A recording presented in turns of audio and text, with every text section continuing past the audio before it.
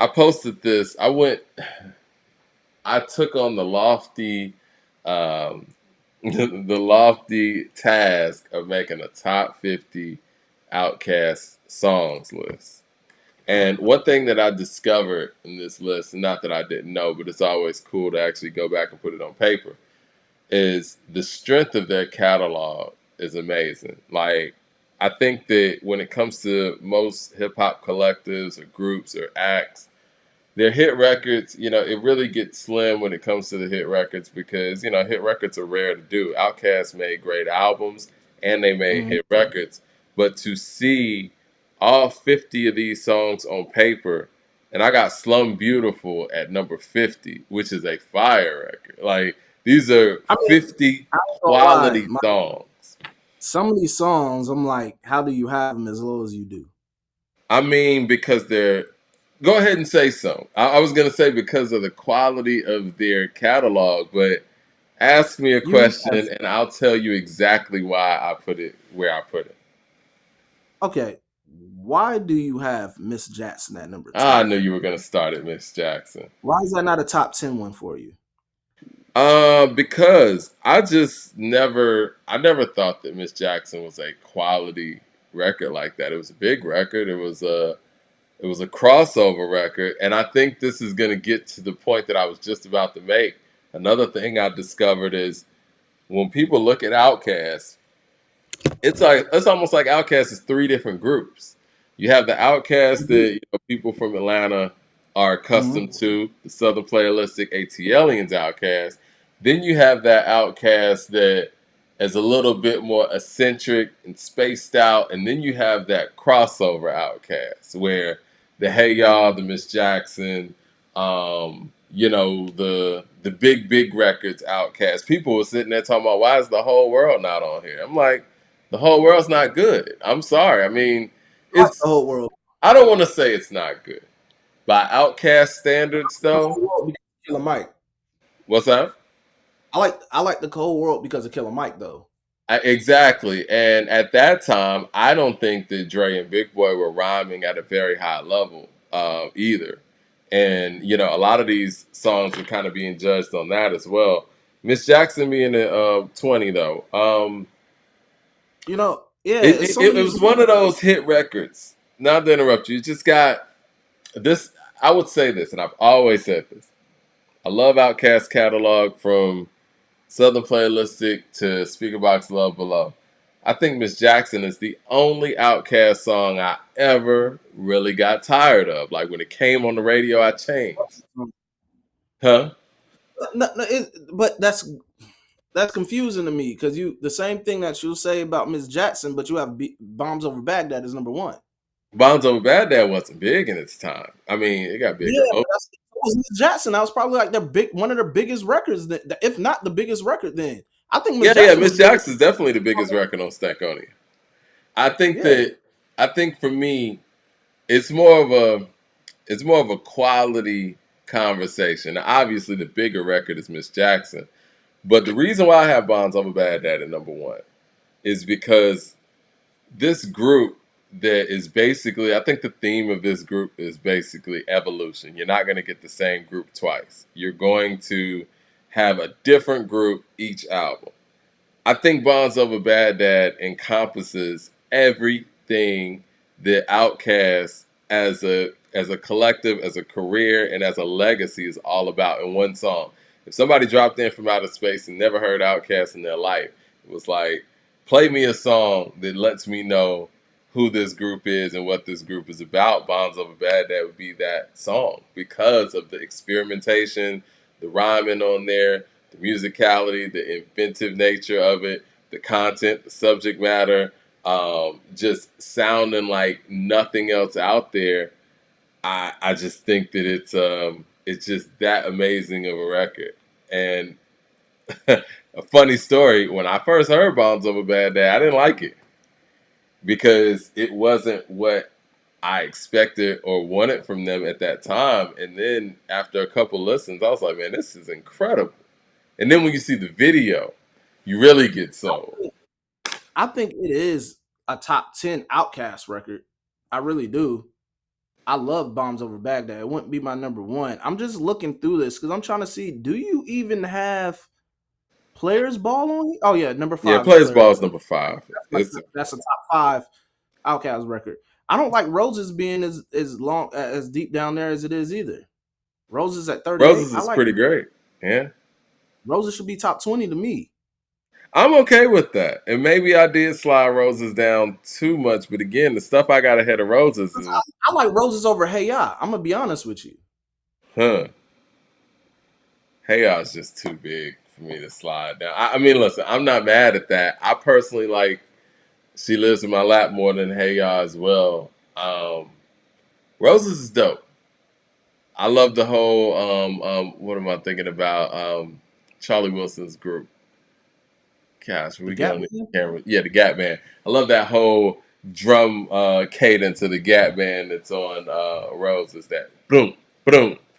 Awesome. Nah, I love I'm Roses. Again, every song on here, I love. That's the thing yeah. about this list. I mean, Miss Jackson, I don't particularly love, but I had to give it up. Like I mean, can't have that slide down too far. I But mean, for the I people love who don't Spotty. see the list, Bonds Over Bad Dad's number 1. I got Benzo Beamer number 2. It's my favorite Outkast song, period. Akumanai is number 3. Um, Elevators is number 4. Elevators could easily been number 1 on this list, to be honest. Yeah, Um, good. Players Ball 5, Spodioti Doublelicious 6, Get Up, Get Out 7, another incredible one. Rosa Parks 8. I think Rosa Parks being the hit record that it is, I Those think it parts my kind of gets overlooked of how dope of a concept and how dope musically and creatively it is too. So fresh, But so you know clean. what's Go ahead. not to interrupt you. You know what's funny? You know how you said if anybody came, you want to introduce them to Outkast and you give them Bombs Over Baghdad. Rosa Parks will actually be what I would give them. Rosa Parks is a good one for that. I think that tells Yeah. you a lot about who that group is too. Um, Mm. So Fresh So Clean is my number 9 because I feel like So Fresh So Clean is the last great Outkast single where they were together, they were a unit. In the video, it was Big Boy and Dre just kicking it a day in the life. I think that's the last time we really got that. Um, I feel like we got that on The Way You Move as well. Well, no, The Way You Move, Dre wasn't even on it. So you're yeah, right. he wasn't even there. You're right. It sounds like such of an Outkast song, but Dre's not on Yeah, it. That's it. yeah, Yeah. that was more of Big Boy and Sleepy Brown kind of doing their thing Mhm. again. Yeah, you're right. Art of Storytelling too. It's just a personal favorite, man. They're just rapping at such a high level. It might be my favorite song on Akumanai. She Lives on My Lap's number 11. I put that really high. In Due Time. I think that gets slept on. That's a great record. That's from the Soul Food soundtrack. Yeah. Anytime CeeLo, Andre, Big Boy get together, it's just. Yeah. Um, Southernplayalistic, the song. Yeah, man, their catalog is tough, man. Skew It on the Barbie, Ain't No Thing, Two Dope Boys, Hey Y'all, Liberation, Hootie Hoo, Miss Jackson, Art of Storytelling 1. What a catalog. I mean, any of these could be interchangeable at this point. I mean, it's very tough to put their stuff in order. I'm not mad at the list. It was just certain songs. It was like, I don't know. Like, like Roses. I'm still gonna say like Roses, The Way You Move, Miss Jackson. I feel like those could definitely be higher. I think The Way You Move could have been. Where I got The Way You Move? 24? Yeah. You know what? There's another Outkast song that's big that I don't really love that much either, but I, gave it its placing because it's got to be there. I don't really love the song ATLiens like that either. Miss Jackson and ATLiens, I don't really love like that. Throw your hands in the air. It's cool, but It's top to me. It's top 10. again, their catalog's crazy. Spaghetti Junction's on here. Everlasting's on here. Y'all scared, man. I put that high. That could have been even higher. I don't know, man. It's very tough. But I wanted to give some of the songs that might not be as popular as some of their catalog, some love too. But yeah, people hated it. People hated the countdown. They thought that I didn't know what I was talking about. And I'm like, dang, we can go song for song on it. Shit. Yeah, I say Bombs Over Baghdad would be my top 10, but I couldn't put it as number one. To me, it's it is Outkast, but I don't think it's fully representative of Outkast overall music to me. It's mind blowing. But what I will say though, when it comes to Bounce Over Baghdad, it's tough to judge it by, that scale where niggas be like, what's playing outside. You're Oh, a they're DJ. always ahead of the curve. Yeah, Yeah, you you're a can't do DJ. You're not really it. gonna be able to play anything next to Bonds Over Baghdad as a DJ Yeah, if you you're not. mix. A lot of Outkast music is kind of like that. You can't really match a lot of shit up to it because it's like it was always kind of like on a different wave. You know what I'm Yeah. saying? And that's the way of why Outkast was the type of group that they were.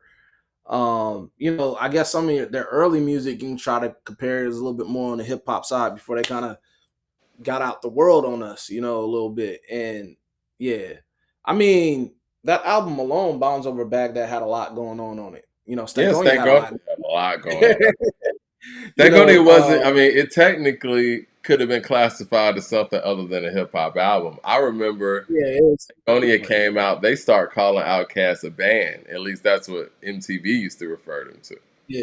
Refer them as. So All right, yeah, so man, but it's good stuff though. I'm ready for this Clips album and a few other things going on, man. Y'all let us know what y'all think about the Carter Six. It sounds like everybody's on one accord on this.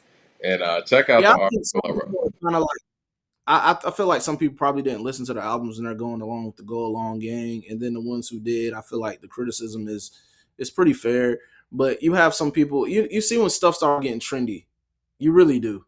Yeah, On social media, when somebody say it's bad, people just want to be a part of it, want to have a meme. Everybody, I was like, y'all know good and goddamn well y'all don't listen to this whole album. There are some people that are like that, but does yeah, it deserve criticism for not being a good album? Yeah, but some of these people is just come on, man. right. Some of it's Yeah, man. ridiculous. Well, shout out to Wayne. Hopefully, you know what I'm saying, the next time around it's gonna be even bigger and better. Like I said, he's gonna go on tour. Wayne probably don't even hear the criticism. He's in his Wayne universe somewhere. About the Madison Square sold out Madison Square Garden, man. Shout out to Wayne, selling out Madison Square Garden. Yeah. Y'all hit like and subscribe, man. We appreciate that. And yeah, man, we're gonna be back with some more music and more topics. Yes, sir. Yes, sir.